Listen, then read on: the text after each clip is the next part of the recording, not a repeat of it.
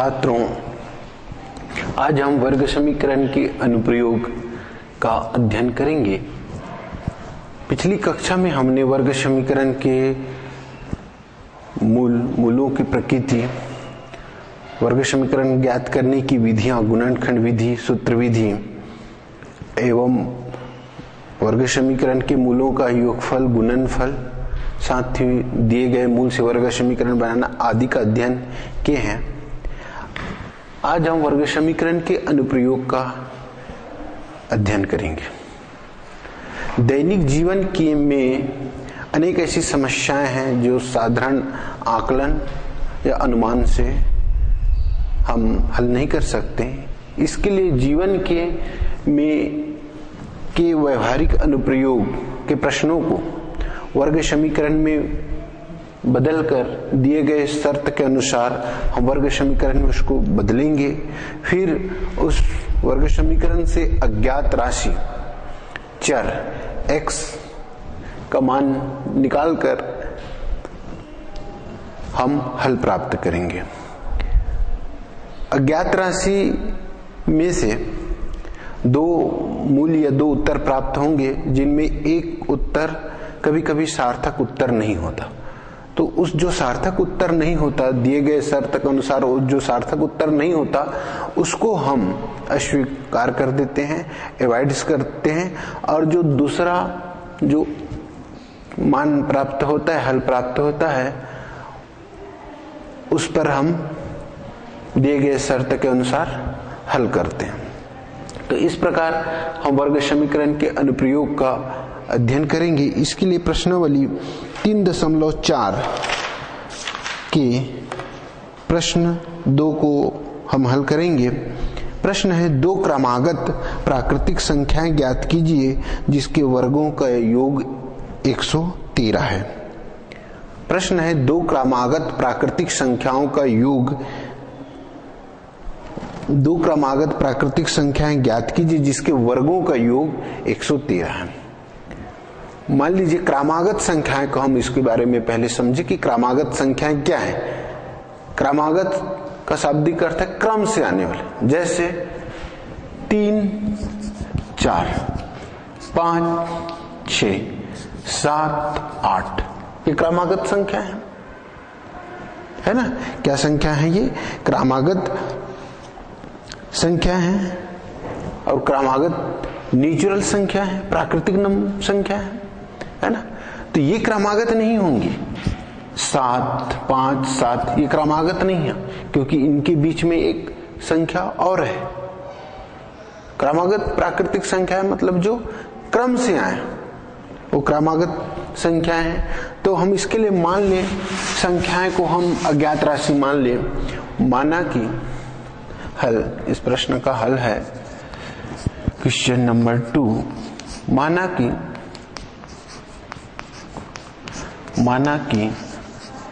क्रमागत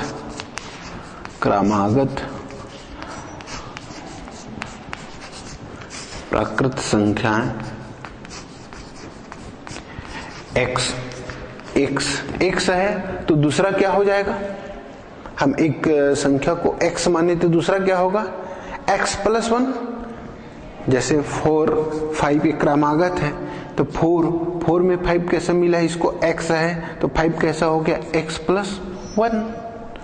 तो क्रमागत प्राकृतिक संख्याएं x एवं x+1 है। मान लिया हमने कि दो क्रमागत प्राकृतिक संख्याएं x और 1 है, जिसके वर्गों का योग 113 है। जिसके वर्गों का योग कितना है? 113 है। प्रश्नानुसार क्या हो जाएगा ये? क्योंकि यही शर्त, यही प्रतिबंध है। प्रश्नानुसार वर्गों का योग 113 है, तो ये हो जाएगा x वर्ग धन x+1 वर्ग 113। x का वर्ग धन x धन 1 का वर्ग बराबर 113। ये दो हमने जो माना है क्रमागत प्राकृतिक संख्या, उनके वर्गों का, उनका वर्ग कर दिए, उनका योग कर दिए, वे 113 के बराबर हैं। अब इसको हल करेंगे, इसको हल करके हम x का मान प्राप्त करेंगे। x का मान प्राप्त करेंगे तो हमको इसका जो हल है प्राकृतिक संख्या प्राप्त हो जाएंगे। Which implies that x square, x plus 1 को क्या होगा, इसको विस्तार करेंगे तो प्रसार करेंगे तो ये होगा सूत्र किससे, x plus 1 x plus Y whole square equal होता है X square plus 2xy plus Y square से इसका विस्तार करेंगे तो ये हो जाएगा X square plus 2x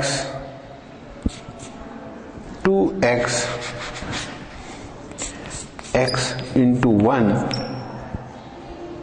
plus 1 का वर्ग बराबर 113।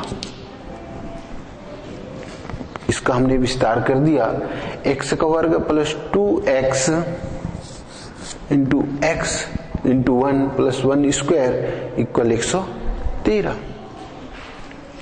अब ये हो जाएगा x square plus x square plus 2x, 1 को x से मल्टीप्लाई किए फिर 2 से किए तो 2x हो गया और 1 का स्क्वायर 1 हो जाएगा, फिर हो जाएगा ये 113। एक्स स्क्वायर प्लस होके हो जाएंगे 2x square plus 2x plus 1 equal 113। X square को हमने प्लस कर दिया और इस प्रकार जो प्राप्त हुआ वो हो गया x square 2x plus 1 equal 13। हम 13 को वर्ग समीकरण के मानक रूप के रूप में लिखने के लिए हम 13 को क्या है लेफ्ट हैंड साइड में लिया है, तो ये हो जाएगा 2x square plus 2x plus 1 minus 113 equal 0। 2x square 2x 113 में हम एक घटाएंगे तो कितना मिलेगा 2x square plus 2x minus 112 equal 0। अब यहां पर देखिए यहां 2 है, ये 2 है, ये भी सम संख्या इवन नंबर है तो 2 कॉमन हो जाएगा। 2 कॉमन लेने पर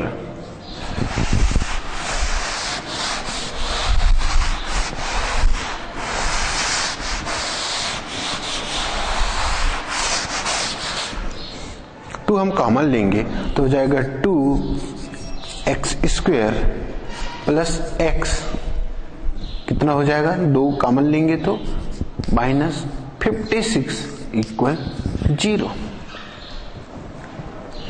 56 इंटू 2 कितना होगा 112, तो कॉमन हो जाएगा तो ये हो गया x square plus x minus 56, ये हो गया। अब देखिए यहां पर 2 और ये जो बीजी व्यंजक पद है इसका गुणनफल 0 है। इस पद का आशय यही है कि 2 और जो बीजी व्यंजक पद है उसका गुणनफल 0 है, तो 2 तो 0 के बराबर नहीं हो सकता, तो क्या 0 होगा, जो बीजी पद है वो 0 होंगे, इसलिए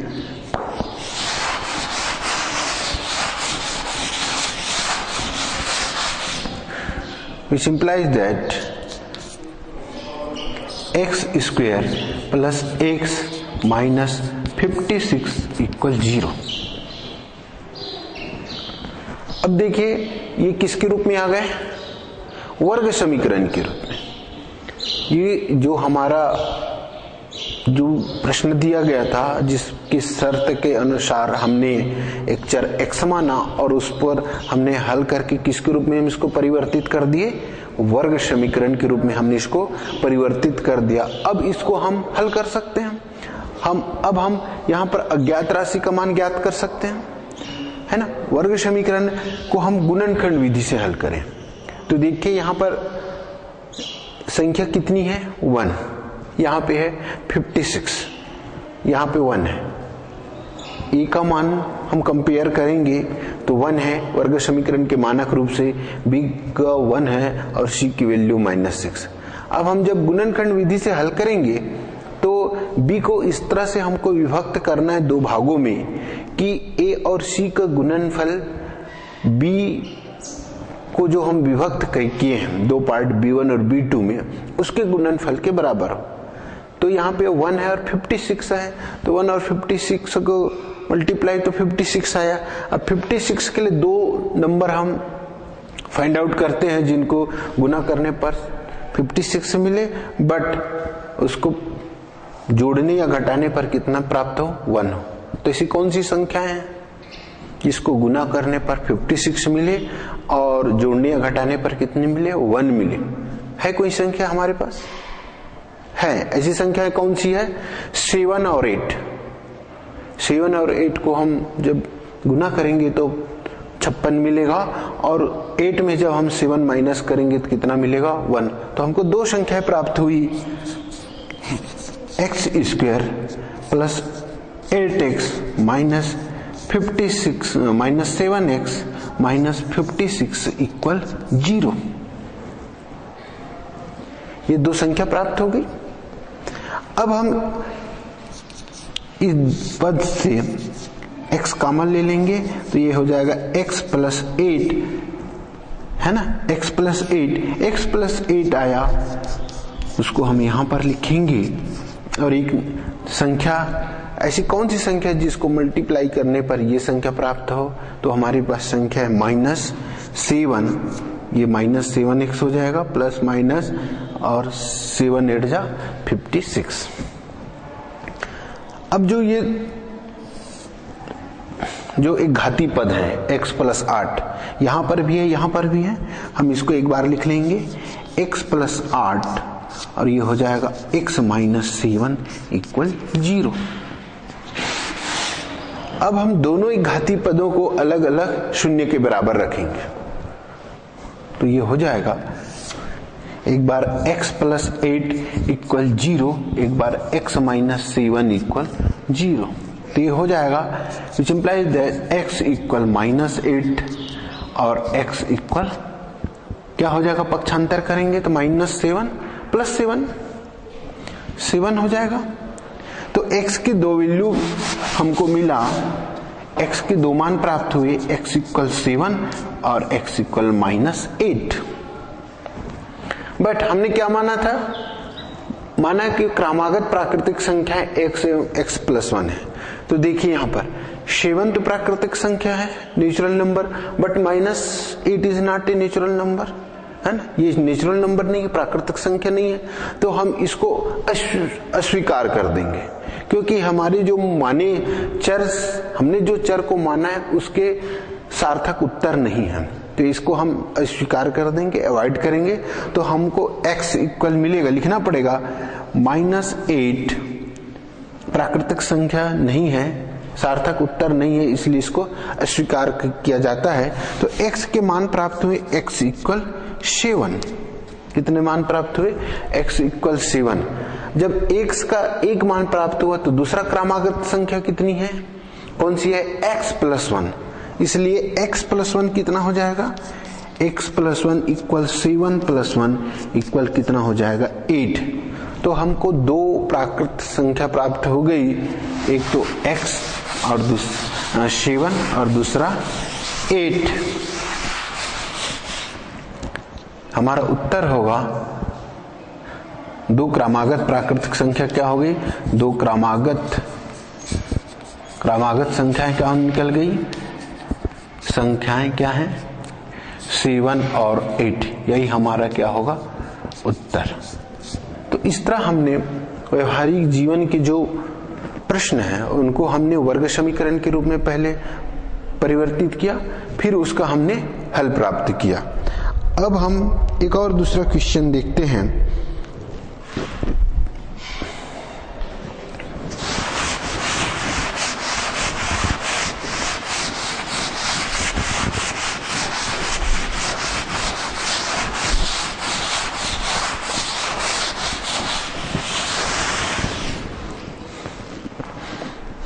क्वेश्चन 6 है इसी प्रश्नावली का। एक समकोण त्रिभुज की समकोण बनाने वाली एक भुजा दूसरी भुजा की दुगुनी से एक अधिक है। यदि त्रिभुज का क्षेत्रफल 68 वर्ग सेंटीमीटर हो तो समकोण बनाने वाली भुजाएं ज्ञात कीजिए। हमने मान लिया, इसके लिए डायग्राम बना लेते हैं। समकोण त्रिभुज है एक ABC, समकोण बनाने वाली भुजा AB और BC है। समकोण बनाने वाली दो भुजा है, यहां पर 90 डिग्री कोण बन रहा है ना।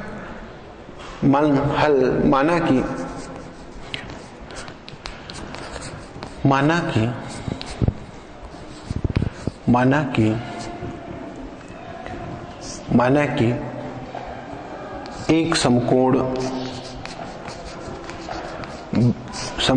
बनाने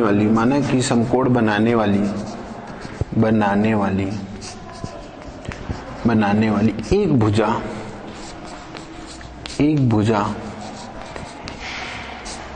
AB इक्वल x सेंटीमीटर, ये हमने मान लिया। किसको मान लिया? AB को हमने क्या मान लिया? x centimetre.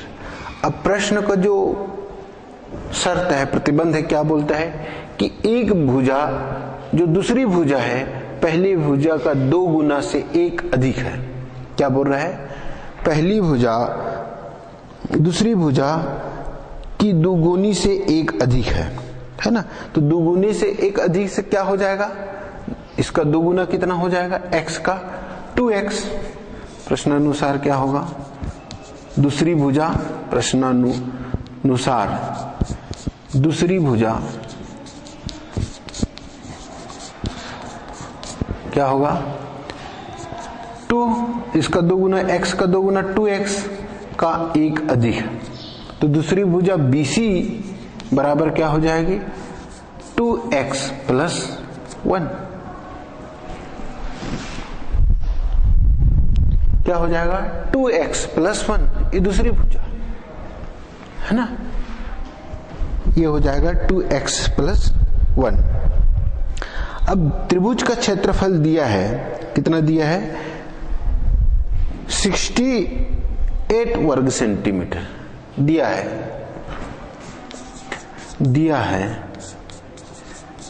त्रिभुज ABC का क्षेत्रफल दिया है 68, AB सेंटीमीटर में हो जाएगा, वर्ग सेंटीमीटर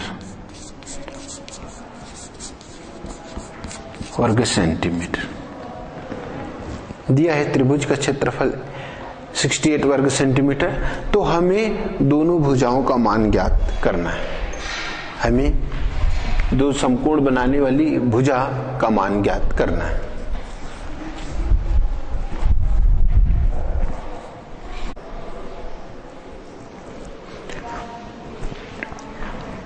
अब हम दिया है कि त्रिभुज ABC का क्षेत्रफल 68 वर्ग सेंटीमीटर।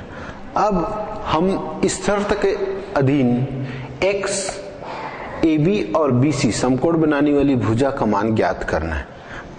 मतलब हम x का मान ज्ञात करेंगे, फिर 2x प्लस 1 का मान ज्ञात कर सकते हैं। तो इसके लिए वर्ग समीकरण के रूप में इसको बदलना पड़ेगा। तो समकोण त्रिभुज का क्षेत्रफल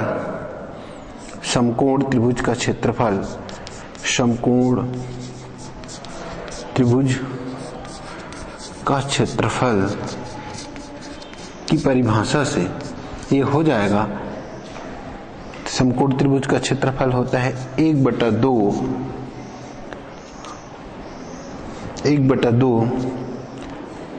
आधार गुणित ऊंचाई। तो यहाँ पे आधार ये BC भुजा है और ऊंचाई कितनी है? 1/2। तो हम इसको लिख सकते हैं, त्रिभुज ABC में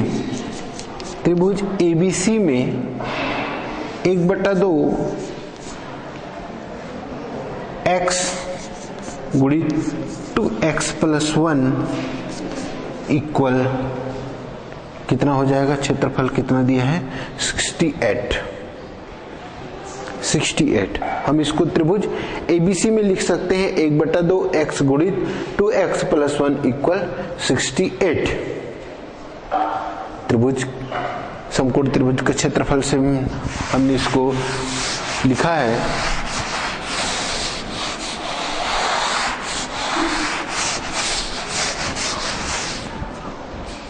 अब इसको हल करेंगे तो विच इम्प्लाइज दैट ये हो जाएगा x into 2x plus 1 equal ये हो जाएगा 2 इंटू 68।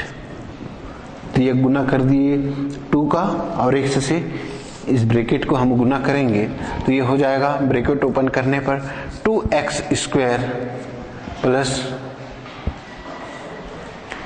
x equal 136। कितना हो गया, 68 को 2 से मल्टीप्लाई करने पर 136।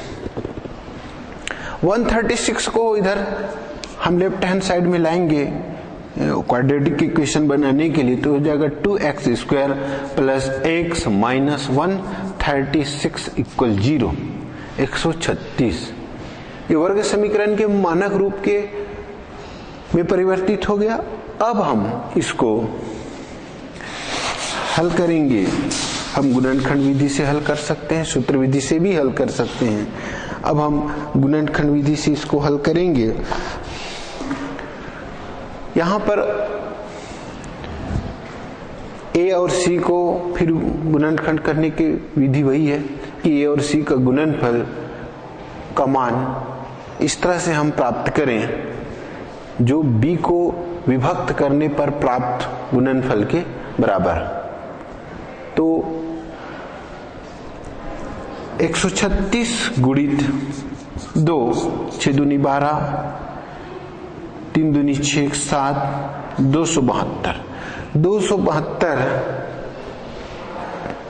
के लिए ऐसी दो संख्याएं प्राप्त करेंगे जिनका अंतर किसके बराबर हो, 1 के बराबर। तो क्रमागत संख्याएं होंगी क्योंकि अंतर 1 है। तो ऐसी संख्याएं हैं 17 गुणित 16, 17 गुणित 16,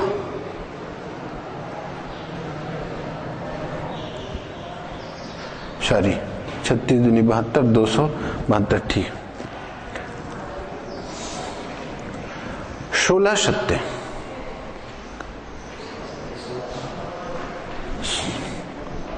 100,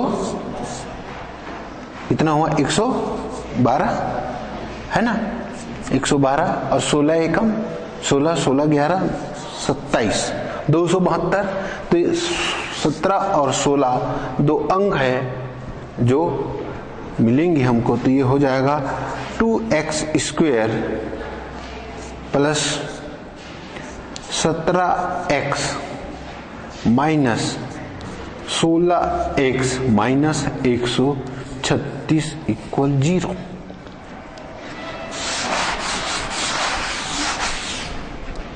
अब यहां से हम x की मान निकाल लेंगे, दो पद अलग अलग लेके। तो 2x x फाइंड आउट होगा 2x प्लस 17 माइनस, यहां से हम लेंगे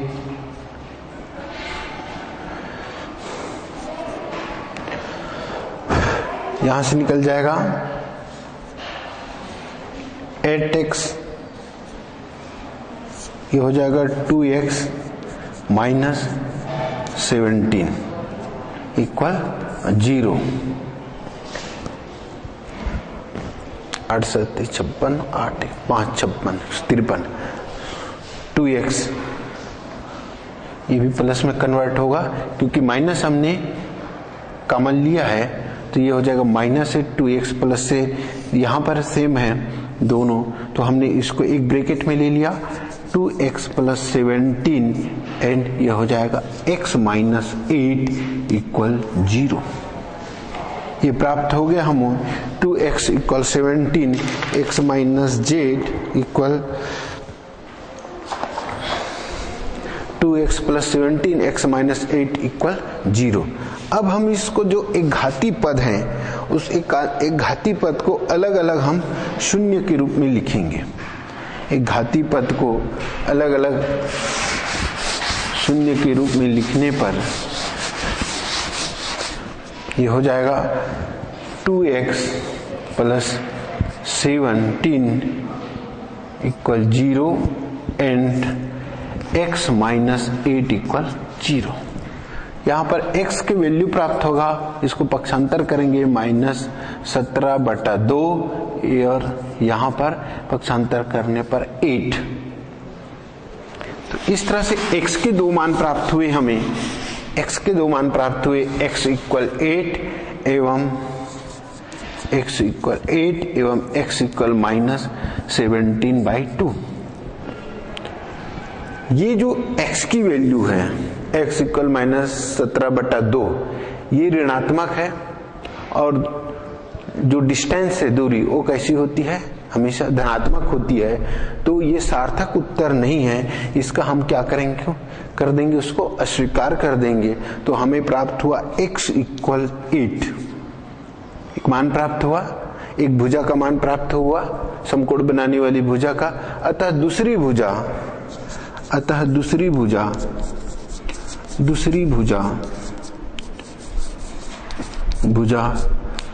2x प्लस 1 इक्वल मान रख देंगे x का, तो 2 गुणित 8 धन 1 बराबर हो जाएगा 16 प्लस 1 इक्वल 17। अतः समकोण बनाने वाली दो भुजा प्राप्त हुई, एक का मान है 8 और दूसरा का मान है 17। अतः समकोण बनाने वाली दो भुजाएं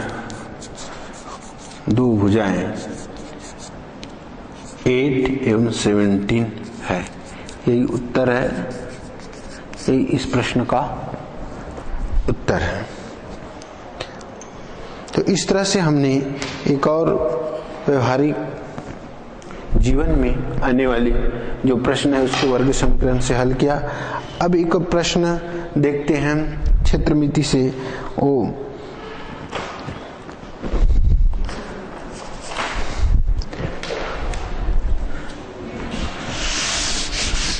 ये प्रश्न क्षेत्रमिति से ले चुके हैं। अब हम एक प्रश्न देखते हैं पिता और पुत्र की आयु से संबंधित।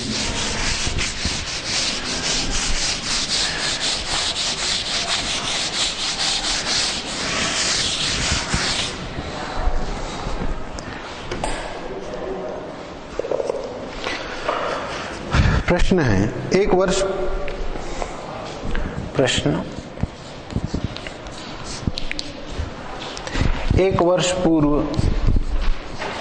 वर्ष पूर्व पिता की आयु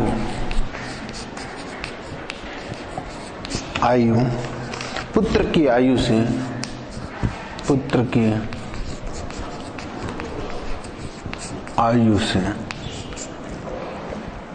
पुत्र की आयु की 8 गुनी थी। आज पिता की आयु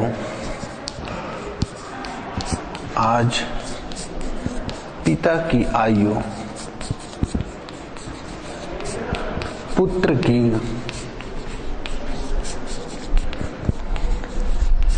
आयु से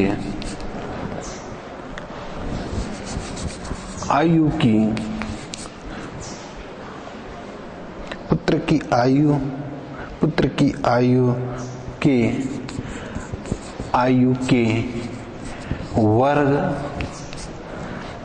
वर्ग के बराबर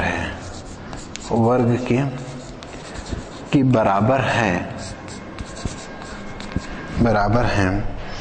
तो उनकी वर्तमान आयु ज्ञात कीजिए। तो उनकी वर्तमान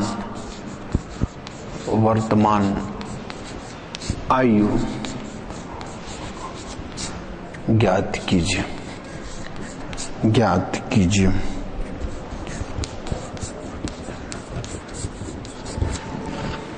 प्रश्न है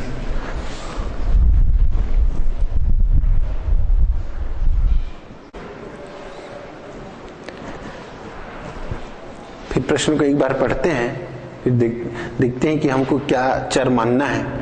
1 वर्ष पूर्व पिता की आयु पुत्र की आयु की 8 गुनी थी। आज पिता की आयु पुत्र की आयु की पुत्र की आयु की आयु के पुत्र की आयु के वर्ग के बराबर हैं, तो उनकी वर्तमान आयु ज्ञात कीजिए। ये प्रश्न है। यहां पर हमें वर्तमान आयु ज्ञात करना है ना। तो हल इसको मानेंगे हल। आयु को हम पिता के आयु और पुत्र के आयु को चर के रूप में मानेंगे, अज्ञात राशि के रूप में। माना कि वर्तमान आयु माना कि पिता की वर्तमान आयु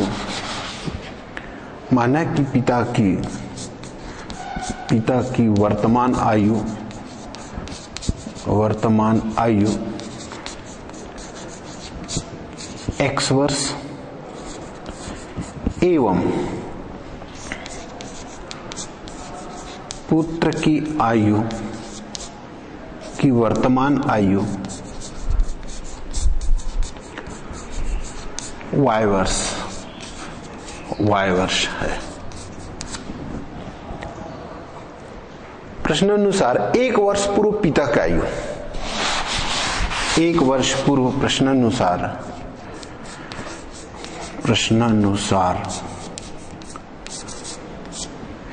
1 वर्ष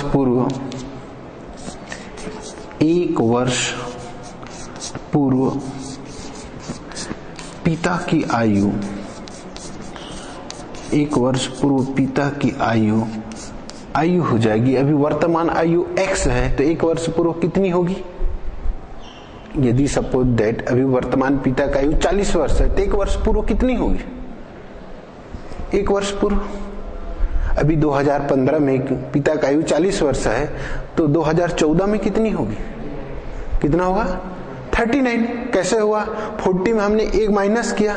तो इसी प्रकार यदि वर्तमान पिता का आयु x वर्ष है, तो 1 वर्ष पूर्व कितनी रही होगी? x माइनस 1, x माइनस 1 वर्ष। 1 वर्ष पूर्व पुत्र की आयु, इसी प्रकार 1 वर्ष पूर्व पुत्र की आयु ये हो जाएगी y माइनस 1 वर्ष। इस प्रकार के प्रश्न में ध्यान रखिए, पूर्व पूछा जाए तो आपको जितने वर्ष पूर्व पूछा जाए उससे आपको माइनस करना है, और पश्चात या बाद वाले आते हैं प्रश्न में। वर्तमान आयु x वर्ष है तो 5 वर्ष बाद, तो बाद वाले प्रश्न में आप प्लस करेंगे और पूर्व वाले में आप वर्तमान आयु से माइनस करेंगे। 1 वर्ष पूर्व पिता के आयु x माइनस 1 हो गया, और 1 वर्ष पूर्व पुत्र के आयु y माइनस 1 हो गया। कितनी गुनी थी पुत्र की आयु की? 8 गुनी। अतः ये हो जाएगा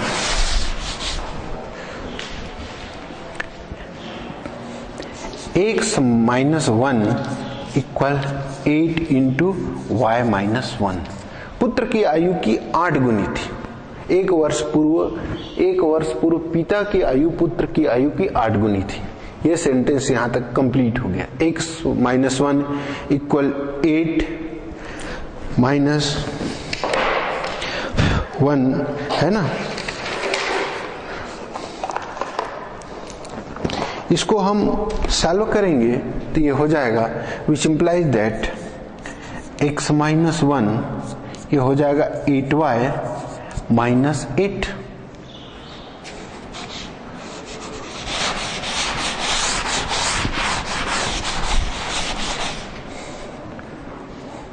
1। कांस्टेंट चर को इधर लाने पर क्या हो जाएगा, ये x माइनस 8y, और कांस्टेंट टर्म को उस पर ले जाने पर -8 कितना हो जाएगा, x माइनस 8y इन -1 कितना होगा बताइए, कितना हो जाएगा, ये पक्षांतर होके जाएगा तो क्या हो जाएगा +1, तो ये हो जाएगा x माइनस 8 इक्वल -7। ये होगा समीकरण पहला। अब पुनः प्रश्नों को पर ध्यान दिए। आज पिता के आयु पुत्र की आयु के वर्ग के बराबर है। यहां से हमको इक्वेशन नंबर 2 प्राप्त होगा इस सेंटेंस से। आज पिता की आयु पुत्र की आयु के वर्ग के बराबर है। यहां तक से हमको दूसरा समीकरण प्राप्त होगा। फिर समीकरण 1 और 2 को हम हल करके x और y के मान ज्ञात कर लेंगे। पुनः प्रश्नानुसार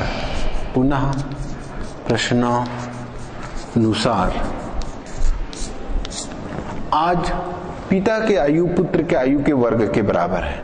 आज पिता का आयु वर्तमान आयु क्या है, x है, और पुत्र का आयु कितनी है, y है, तो x इक्वल y स्क्वायर हो जाएगा, y का वर्ग हो जाएगा, है ना।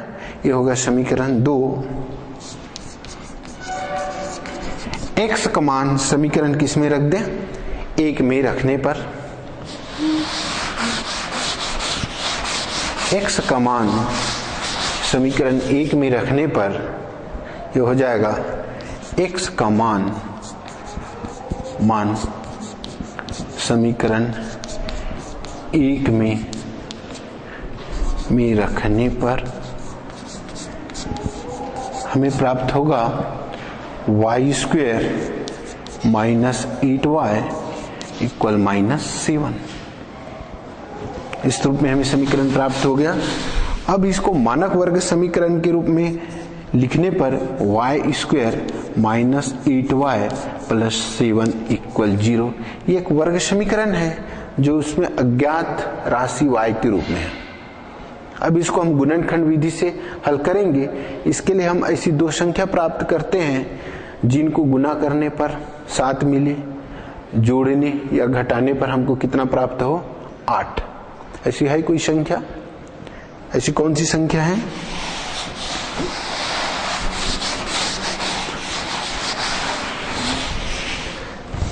ऐसी 2 संख्याएं हैं 1 और 7।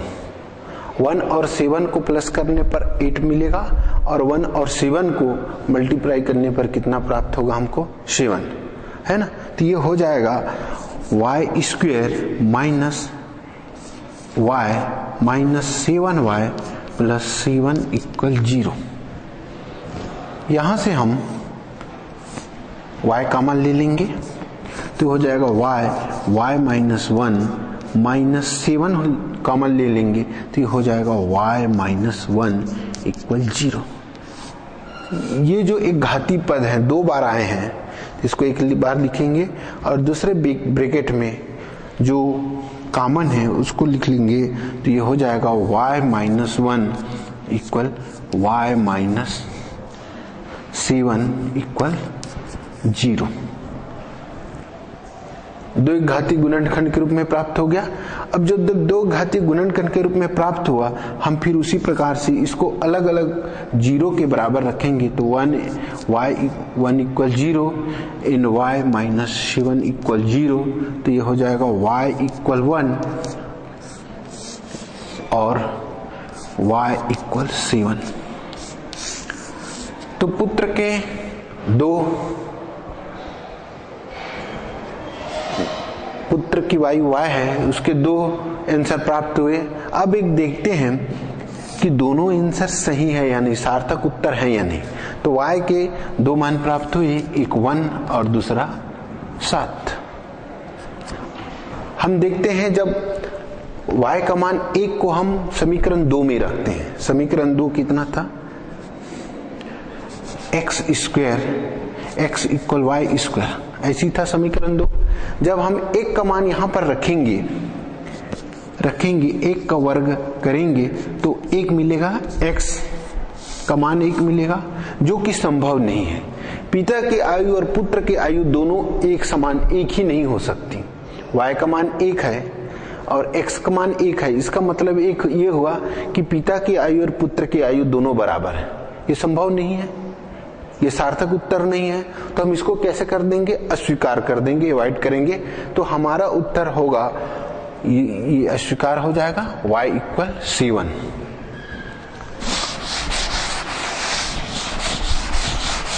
तो ये हमारा उत्तर हो जाएगा, पुत्र की आयु होगी, पुत्र की आयु y इक्वल C1। अतः पिता की आयु समीकरण किस में रखेंगे? 2 में x इक्वल कितना था?